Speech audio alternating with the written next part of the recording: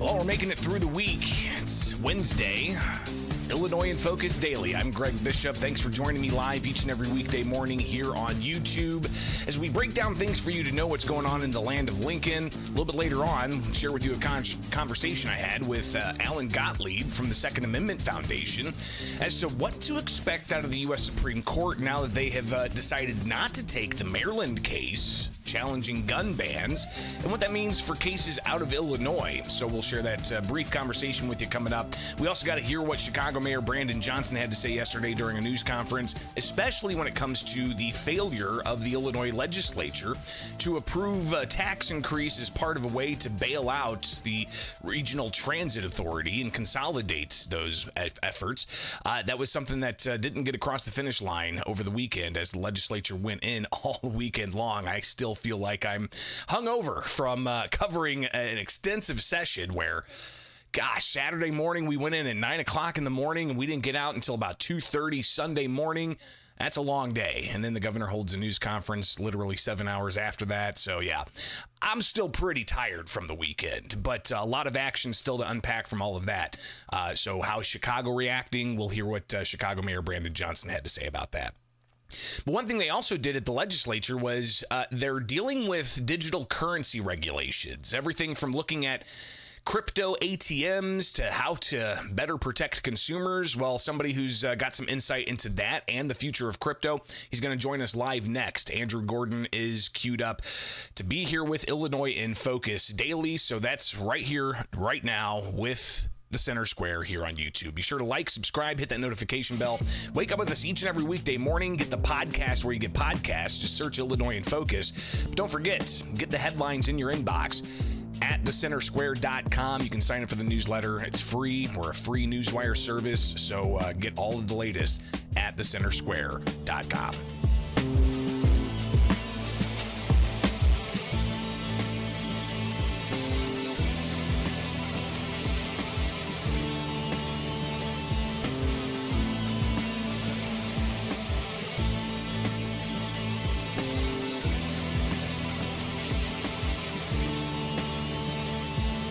Digital currency splashed onto the scene, gosh, 15 years ago it seems now. I remember people looking at it like, oh, that's just play money. I remember toying around with it, and gosh, I think I had like half a Bitcoin at that time, and I was curious about the transaction and bought a sweater online and got it, and I bet that sweater now is probably worth $5,000, and it didn't even fit. That just shows you how rapidly digital currency has grown, and in particular, Bitcoin. I mean, right now, last I checked, it was like $104,000 per Bitcoin, when back in 2017, it was like $15,000 per Bitcoin. So what's the marketplace look like? Is it a legitimate currency, or is it a store of value? Is this the future of currency? And what kinds of things are governments, including Illinois government, doing to regulate all of that? Joining me live here on Illinois in Focus Daily is Andrew Gordon. He is somebody who's knowledgeable in this space, and I want him to introduce himself and kind of give us a lay of the land of where his expertise comes from in this field, and also talk a little bit about what Illinois in particular is doing, and maybe even what the federal government's looking to do. So, Andrew, thanks for taking time with us this morning. Go ahead and introduce yourself to the audience. Sure, Greg, and it's great to be here. Great to talk about crypto, especially now today. Bitcoin over $105,000. Who would have thought? But my name is Andrew Gordon. I'm an attorney, CPA. I've been working in the crypto industry for over 10 years, helping individuals and businesses work through complex regulations or the lack thereof over the last 10 years. And now I'm the founder of Main Street Crypto PAC, helping make sure that these voices are heard in DC as DC continues to regulate in cryptocurrency. So what are we looking at as far as the regulations that are coming down the pike? We just finished up Illinois legislative session. A measure called the Digital Assets and Consumer Protection Act did clear both chambers, so it's going to be sent to the governor soon. They've also talked about regulating digital currency ATMs. People worried about money laundering and drug dealers being able to use these types of ATMs to deposit money and such. What kinds of regulations are people looking at, and how is that going to impact a consumer's choice to be able to invest in digital currencies? The good news is that we're talking about crypto regulations. The bad news is that not all regulations are good regulations. And as there are regulations at the state and federal level, there needs to continue to be a discussion about how these regulations actually impact the everyday individual and business, the Main Street user of cryptocurrency. Because what I've seen over the last 10 years is that crypto is almost universally used for good. There are so many legitimate purposes, and it is a way to unlock the digital economy.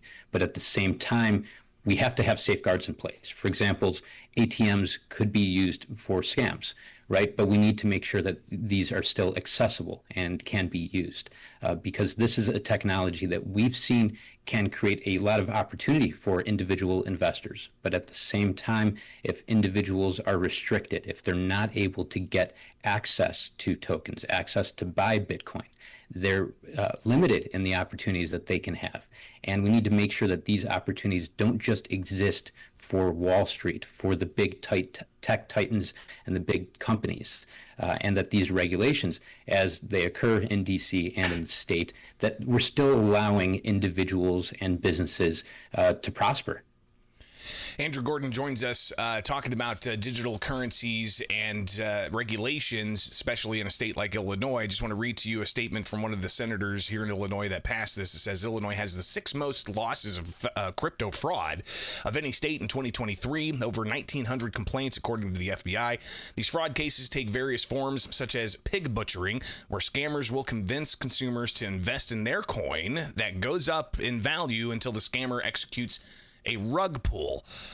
We've heard about these before, Andrew. I think even the Haktua girl got into some trouble with getting involved in some people who said, hey, this coin's going to do great, and then the rug got pulled, and those who put 5 cents into a coin, and then the coin goes to 0.000001 cent.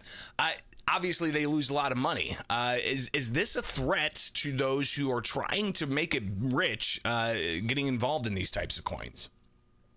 Unfortunately, scams occur in crypto just as they occur with cash or even credit cards, one of the most rampant use cases of scams. But at the same time, while there are some of these examples, what I've seen every single day is how crypto can be used to generate wealth for individuals, how businesses have used crypto as a means to accept payment. I've got a client who's an Uber driver in Chicago, and he uses stable coins to send back payments to his family in South America.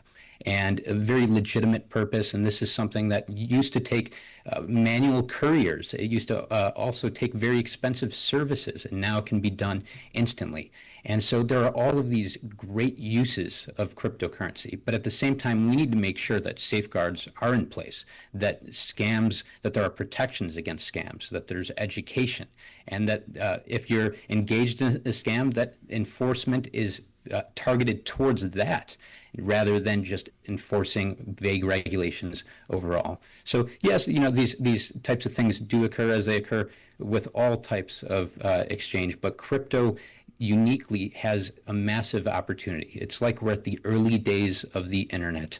And we wouldn't have said back then that we should restrict the internet, especially if we know today of what the internet has become. And crypto, we're still at those early days. Bitcoin's been around for about 15 years, but we're still at those early days. Adoption is in its infancy, and there's a lot of opportunity for growth and for individuals, Main Street America, the people listening to this, to actually prosper. And we need to make sure that these scare tactics are not used just to implement regulations that allow the Wall Street titans to benefit from it. Yeah, obviously, I mean, when you got the Trump administration talking about building digital asset reserves and not getting rid of any of the Bitcoin that they may have seized from criminal assets, that's an interesting trajectory that the Trump administration's on. But here in Illinois, I mean, they're looking at having the Illinois Department of Financial and Professional Regulation step up and have their own type of regulatory scheme. You know, we're in a country, the United States of America. Each state kind of runs itself, but we've got interstate commerce. Is the state of Illinois setting this up possibly going to make things more difficult across the board when it comes to having its own regulatory scheme versus what the federal government may have? We need frameworks in place. We need certainly a federal way for crypto businesses to be launched in a way that you don't have to pay attorneys six figures in order to comply with SEC regulations, right? If that is the framework that's in place, then that doesn't work for the everyday business. So there certainly needs to be regulations. But at the same time, we need to make sure that they are consistent and that across different states and federally, that it makes sense. And, you know, Bitcoin Reserve specifically, I think, is an opportunity for states to lead, Illinois specifically. What we've seen federally and even at the states is that Bitcoin and cryptocurrencies are held and are received by the federal government and the states, but they tend or always spend them. And over time, billions of dollars have been lost by not holding cryptocurrency. So a Bitcoin Reserve, I think, is certainly a way that the state of Illinois can lead the charge, and I hope we see gets passed. We'll see what happens with digital currency into the future. Really appreciate you joining us this morning live with Illinois in Focus Daily, and we'll have to tap into your knowledge base as we watch this develop further, not just in Illinois, but across the country. Andrew Gordon, tell people where they can find more information about you. Well, thank you, Greg. It was a pleasure being here. Check out our website, mainstreetcrypto.com. All right, Andrew Gordon, thank you again so much, and we'll definitely connect again in the near future. It's right here with Illinois in Focus Daily. Like, subscribe, hit that notification bell, and wake up with us each and every weekday morning as we break down things you need to know in the land of Lincoln.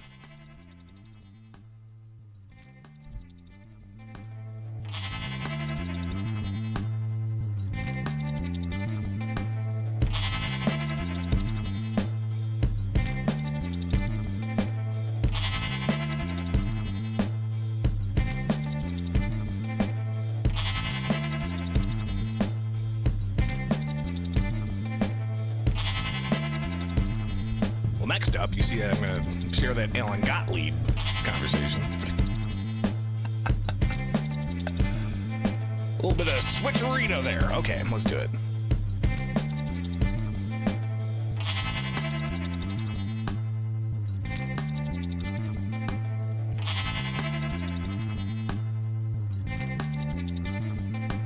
Will Illinois gun ban challenges be next up to the U.S. Supreme Court after earlier this week? The Supreme Court denied taking the gun ban challenge out of Maryland and cited one case that's in the appeals court. Well, I guess it's no longer in the appeals court. The Viramontes case has been, decided. It's Illinois in Focus Daily. I'm Greg Bishop. Like, subscribe, hit that notification bell, and wake up with us each and every weekday morning. So we break down things for you to know about here in the land of Lincoln. Get the headlines at thecentersquare.com, where you will see today's headline about how Illinois gun ban challenges could be the next up in front of the Supreme Court. The Maryland case, we'd waited, 16 weeks to get some clarity as to whether the U.S. Supreme Court was going to take the challenge of Maryland's ban on semi-automatic rifles like the AR-15. And after 16 weeks of them having it in conference, Monday they came out with that statement saying that it's a question they're going to get to, just not right now. And Brett Kavanaugh, Justice of the U.S. Supreme Court, said that there are many cases still working through the federal judiciary, including the Viramontes case that is against Cook County and the state of Illinois, challenging the gun and magazine ban. And this case is all the way through the appeals court now. District court sided with the state and the county. The appeals court heard the case in November. And then Monday, after SCOTUS released their order list denying the Maryland's challenge, the Seventh Circuit U.S. Court of Appeals Monday put out their order siding with the state, affirming the district court's ruling, the Northern District Court's ruling in that case, Viramontes. This while you've got the Southern District of Illinois case, where a district judge found the law unconstitutional, and that is now in the appeals courts, but the appeals court has not heard oral arguments. Friday, the plaintiffs in that case are going to respond to the state who appealed to the appeals court. So we'll get that document in hand. Programming note, I'm off Friday, so we'll talk about that on Monday morning here with Illinois in Focus Daily. But I connected with Alan Gottlieb. He's a leader with the Second Amendment Foundation, and the Second Amendment Foundation is a plaintiff in a lot of these gun ban challenges, including the Viramontes case. Chatted with him briefly yesterday and got his idea of just an overall sense of where things are. Well, I believe the Supreme Court is going to hear a case on gun rights as soon as they probably can. One of our problems this session is that with all the heavy workload the court has, and all this stuff on the emergency calendar with all the suits against the Trump administration, it's hard for them to take any cases right now, and it's clogging everything up. They signaled that they're going to take a gun case. The question is which one. And I still think it's probably going to be an assault and ban case that comes up first from another state. They're just waiting because there's so many of them working through the courts right now, like about a dozen.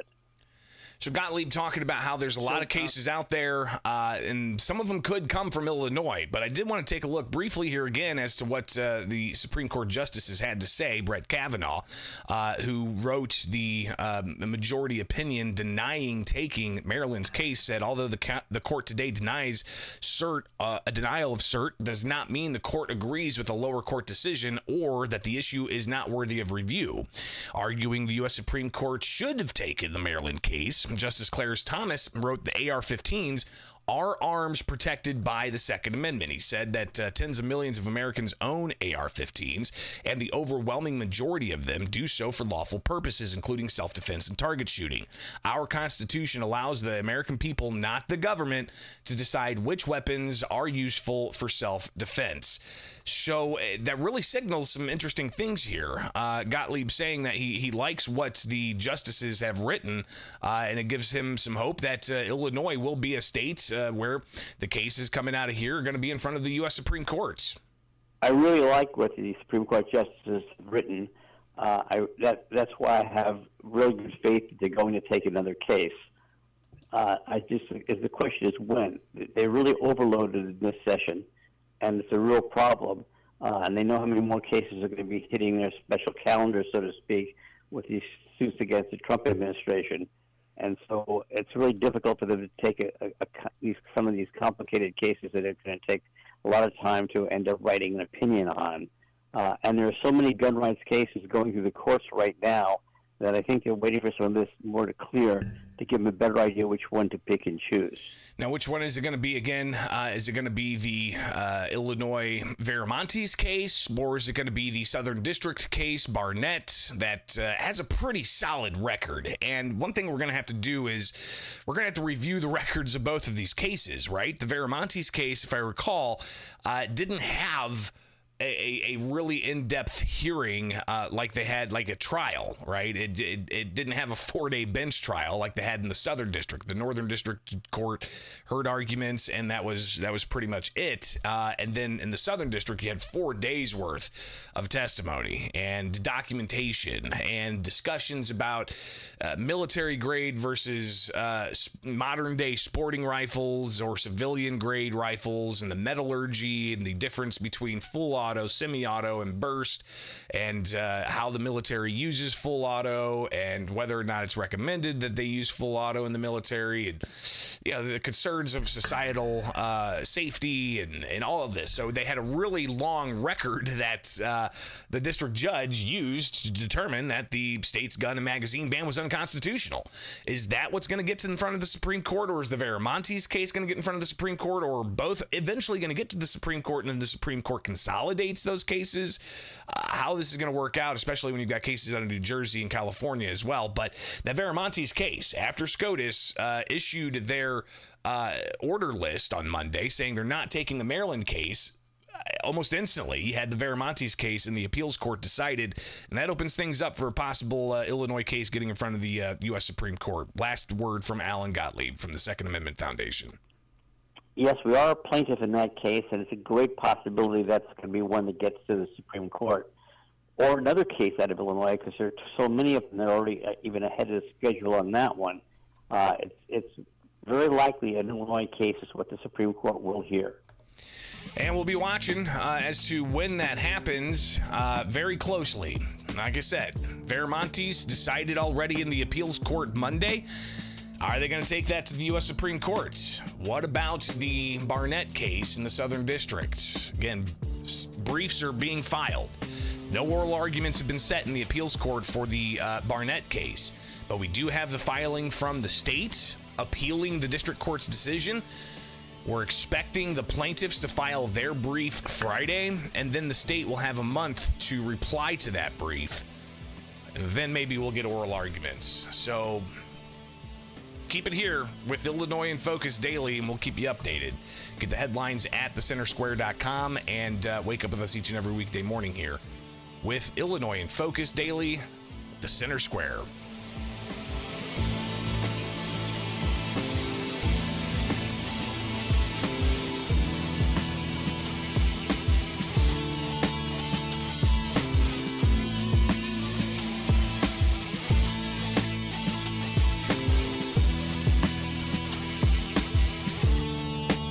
The state legislature has wrapped up spring session without acting to consolidate mass transit in the greater Chicagoland area to include a $1.50 tax per retail delivery. That did not pass, and that means that you've got all kinds of political forces that are going to be taken to the streets to try to get people to act on getting some funds, some tax dollars to bail out regional transit. It's Illinois in Focus Daily. I'm Greg Bishop. Yesterday, Chicago Mayor Brandon Johnson held a news conference where he was asked about the CTA and the transit cliff, $750 million of a cliff, financial cliff that's going to lead to cuts to services, according to the various regional transit organizations. A measure did come up in the Illinois Senate before midnight deadline last Saturday that would have consolidated all of these various transit agencies and funded a fiscal cliff with a $1.50 tax per retail delivery like Amazon or like Grubhub. But it also would have had a tax on electric vehicle charging companies. So that tax likely would have been handed down to the consumer as they go and plug in their electric vehicle. So again, you have people who don't even leave their house getting groceries and stuff delivered, paying for mass transit in that proposal. You have people who are driving electric vehicles paying for mass transit. And we heard some of the debates of people upset and they didn't like the idea of subsidizing things that they don't use. So Chicago Mayor Brandon Johnson, obviously his city's impacted by mass transit, and he was holding a news conference yesterday and asked about the possible shutdown here of the Chicago Transit Authority in particular. We'll start here and we'll snake around. Hi, Mayor. How are you? I'm doing wonderful. Thank you. I want to ask you about the failure of the transit bill this weekend in Springfield. Are you concerned that this could lead to widespread shutdowns of the CTA's bus and rail lines? And are you concerned about what this will mean to Chicagoans who rely on the CTA to get to work and school? Well, as you know, this has been, an effort that has been going on for some time. And our position in Chicago, the position that I've stated, is very clear. With ridership continuing to go up, 300 million riders just last year alone between our buses and trains. To your question, there is absolute need for reliable, affordable, expansive services through our public transportation system here. And if ridership's going up, well, some people are advocating just increase rates. Just increase the amount it costs for somebody who's using mass transit to get onto mass transit. I mean, everything else has gone up in price. We're going to see higher energy costs. I just got a note from my village that my water costs are going up about X amount of percent, which includes not just the drinking water, but the sewer side. All that's going up. We're expecting energy prices downstate to go up. What about fares for those using the mass transit? Should that just go up to make up for the fiscal cliff instead of asking for somebody who doesn't even use mass transit in downstate Illinois getting a pizza delivered to pay for mass transit in northern Illinois? Now, advocates for the transit consolidation effort and the tax, they said, hey, all that tax money is not going to go just to Chicago. It's going to be used also for downstate transportation, mass transit, but we'll see how that actually does work out. Is there a dire warning here? More from the mayor yesterday during his news conference. Good morning, Mayor. Happy Good June. morning. Yep. What urgency would you like to send to CTA riders and lawmakers alike about the transit cliff? Like, do you want to reassure people the sky isn't falling just yet, or turn up the heat and say, people need to take this more seriously? Look, first of all, let me just say that there are a number of legislators that we've been in conversations with for several months. And they've been talking for a year and a half about this. He continues on to say there needs to be, quote, shared sacrifice. As far as the timing is concerned, or the power or the structure, there has to be a shared sacrifice and accountability for our public transit system. That's what the focus has been, and that's what the focus will remain. Thank you. And then on the revenue side, that's kind of how this fell apart, is there was disagreements over the revenue. Do you think now in the coming months, do you need to take a greater role in that and kind of advocating for specific revenue? And if you do, I don't think which it's a ones good do? question. I don't think anybody will speculate over my belief of where the revenue should come from, right? And I know that there are some hardworking members of the General Assembly, Representative Delgado, Senator Villavelam. I mean, these are some people who have been active and on the front line of this issue, and I appreciate their leadership. It's going to take all of us to come together to come up with a revenue package that protects a public accommodation. Where, quite frankly, it's not just a conversation about workers, right? It's also about civil rights, particularly in areas of this state where access to public transit is not as available. That's why the red line extension is so paramount, but there's other systems of public transportation that have to reach more areas, particularly as more and more development and business come to Chicago. Even though yesterday we made an agreement with some suburban communities for them to be able to access water from Lake Michigan. There's going to continue to become a stronger reliance upon the city of Chicago for the overall for the success of the region.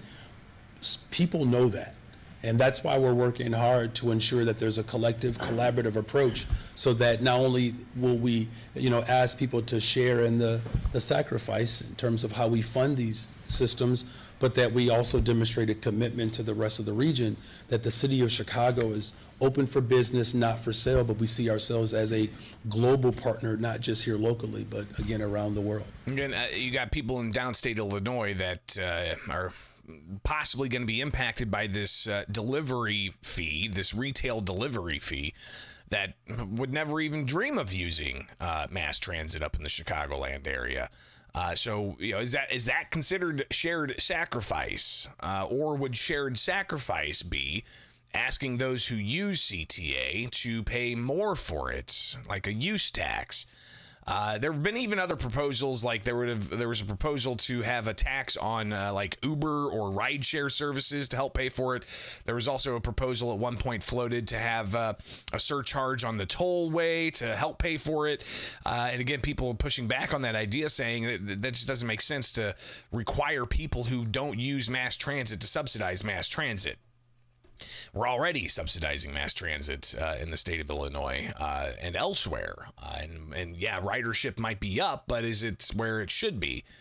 So, I mean, these are important questions, but ultimately it's all about your tax dollars and how those tax dollars are going to be used. And we've heard from Brandon Johnson, the Chicago mayor, time and again about, quote, progressive revenue and how to get what they call wealthy to pay their fair share. Here's a last little bit from Brandon Johnson yesterday. The ultra-rich continue to get away with not having to put more skin in the game.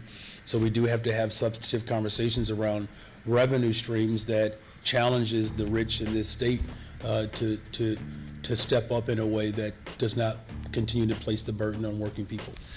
And instead of doing something like that, the legislature, before they adjourned it was Sunday morning. Get my weekend mixed up here.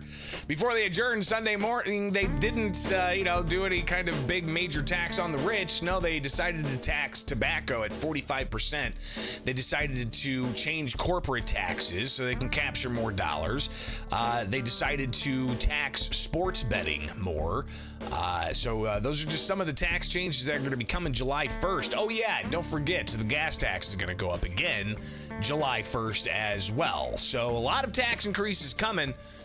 Is that progressive revenue that the mayor talks about? Or is that broad-based tax increases that the governor said he'd veto? Or how are we going to pay for a $55 billion budget while Chicago is looking for more money for mass transit, things that are probably going to have to be dealt with this summer. Hence the reason why legislative leaders said, as the world warrants, we'll be back. So we'll be there to cover it here with Illinois in Focus. I'm Greg Bishop. Get the podcast where you get podcasts. Find the newsletter at thecentersquare.com. Wake up with us each and every weekday morning here with Illinois in Focus Daily.